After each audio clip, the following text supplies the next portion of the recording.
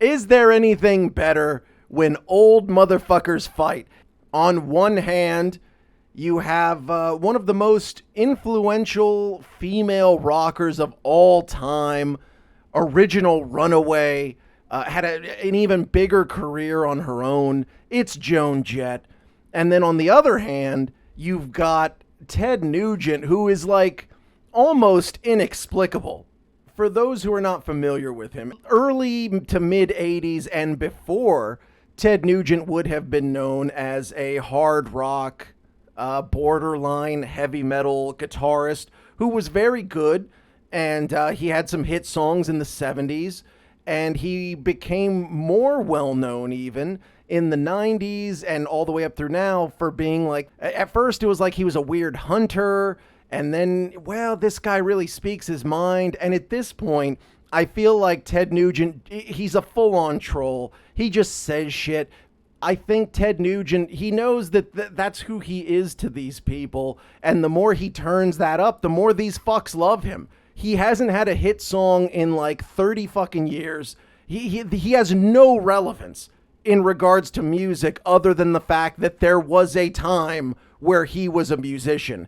At this point, he is an alt-right talking head who happens to play the guitar on his off time. And Joan Jett, say what you will, she's still out there kicking ass. Ted Nugent is very mad at Joan Jett for a list of great guitarists compiled by Rolling Stone 12 fucking years ago. So now here for 12 years, this motherfucker has had this stewing, and now he's letting it out, and he's letting Joan Jett know that she does not belong. So he's talking about guitarists and shit, and then he just goes off on this side thing, and here we are. He says, and I quote, "So I just mentioned some killer monster guitar players, huh? Some of the best that ever lived. When you see the Rolling Stone magazine list of greatest guitar players, they list Joan Jett, but not Tommy Shaw of Styx." He continues, "How do you list the top 100 guitar players and not list Derek St. Holmes? How do you do that? You do that by lying. The same way you get Grandmaster Flash in the Rock and Roll Hall of Fame. You do that by lying. You have to be a liar." The tough part of arguing with motherfuckers that have known you for a long time is they know shit that everyone else don't just know. Joan Jett brought some of that info to the table when she reacted that Ted Nugent is the guy that shit his pants to not have to go to the army. Now, if you're a far-right Republican, like, you have to support the military. You must think the police are doing a wonderful job. Whereas in the past, you might have been able to be more than that. You might be able to have conservative views, but say, hey, man, there needs to be police reform. That, like, you used to be able to say that sort of stuff. So that's where Nugent is, but that's not who he always was. There was a time where Nugent was just an opinionated dude.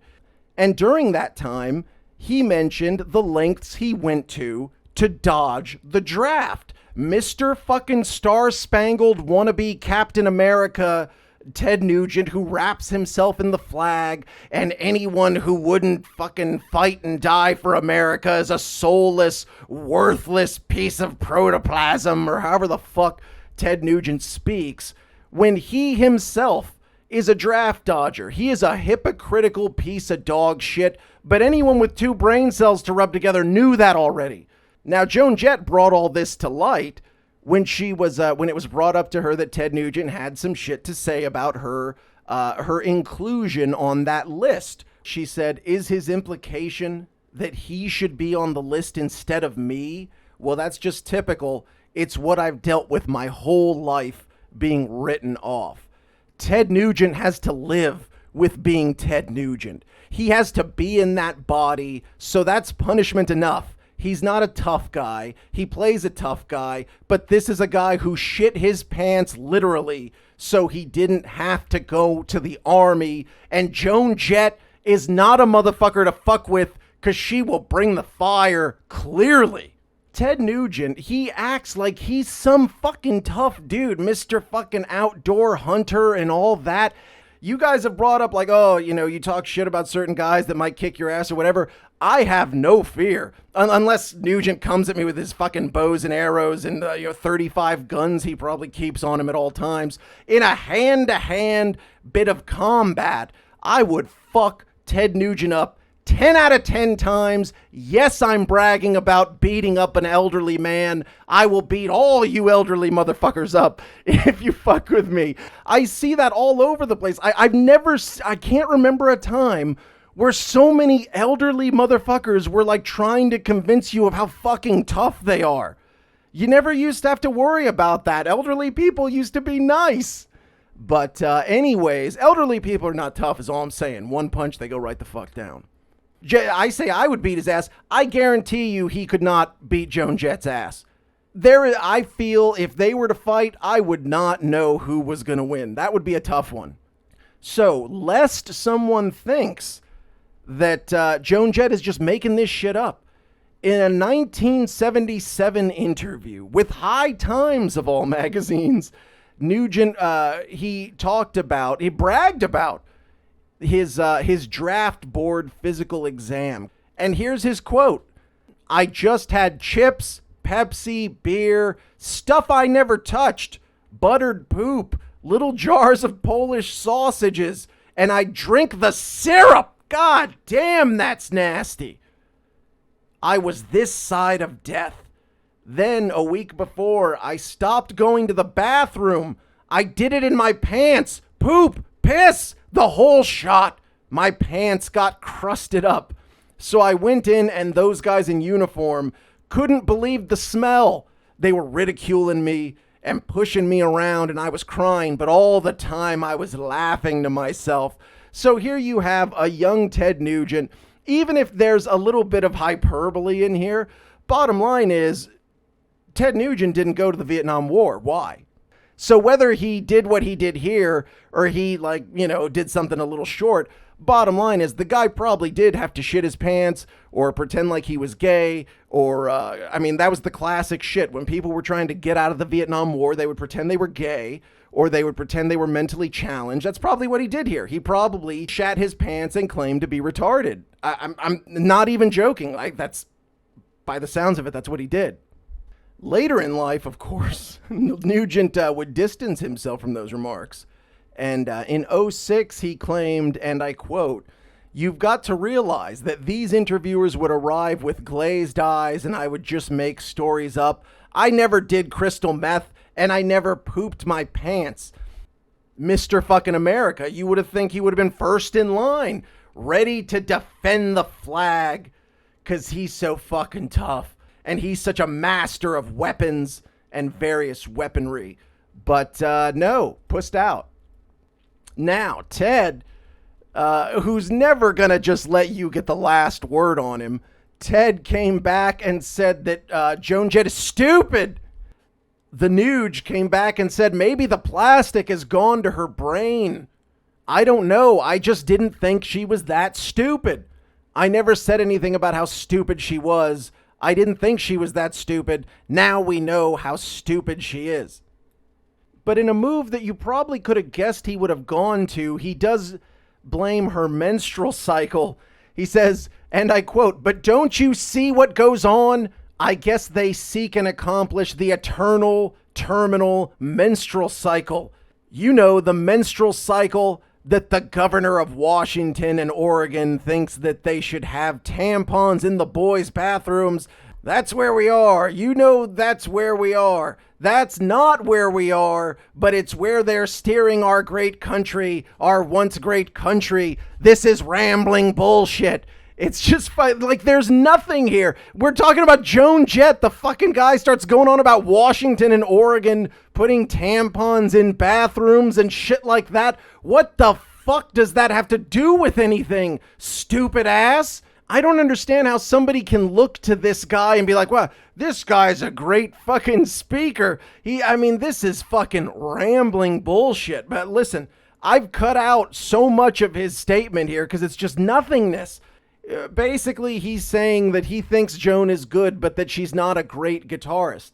This is the age-old fucking argument of greatness versus technical prowess. If the list is top 100 great guitar players, that doesn't necessarily mean the same thing as the 100 most technically skilled guitar players. You know what I'm saying? For example, John Petrucci of Dream Theater. Wow, you watch this guy play, it's amazing.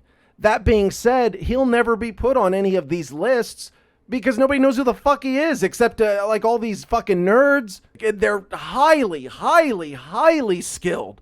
And I mean, just amazing composition. It's so talented. But man, you go to those shows, that's like fucking 98.5% dick and balls. Yeah, the only women that are there under protest, motherfucker. When you're talking about greatness, you're moving beyond just the guitar, but it's also the person slinging that motherfucker. It's a lot like Kurt Cobain is a good example of that. He's not a technically gifted guitar player, but his riffs and his guitar style are iconic. And I mean, I know this drives metalheads fucking insane because you look at these lists of great guitarists and you see like a Kurt Cobain on there and you say, wow, he fucking can't play worth a shit. Right, but when his riffs come on the radio, you know within like 3 notes, oh, that's Nirvana, motherfucker. That's greatness in and of itself. You know what I'm saying? And Joan Jett, that's where she is in terms of greatness. It's not that she was so technically skilled, it's that what she did was so great. She moved the instrument forward. She had that raw guitar tone, and she slung that motherfucker like she had 10 pounds of dick and balls. And there's greatness within that. And that Ted can't see that. He's caught up in the whole technicality. Yes, if Ted Nugent, I don't know what he's got now, but in their prime, if you get Ted Nugent and Joan Jett side by side, Ted's gonna play circles around her. But when Joan fucking wields that shit, it's like the fucking hammer of Thor. It's not about just strength lifting that motherfucker. You must be worthy. And Nugent has that same swagger. He's just such an asshole that nobody wants to put him on anything. And he responds by digging deeper into the hole he's in. He is going to die, and when he dies, he'll be forgotten 2 years max. He will be buried, and his legacy will go in the fucking hole with him. Whereas Joan Jett is you're going to be hearing her shit for so long. Joan Jett can still walk her ass up into any major city and sell out a decent-sized venue. I can't say the same for the Nuge. I don't even know if the fucking Nuge can play. The guy is so far away from music. Even in a fucking argument about the top 100 guitar players, he starts talking about fucking tampons in bathrooms and shit. We'll just say Joan won. Congrats, Joan. You're the winner. She's fucking way better than him.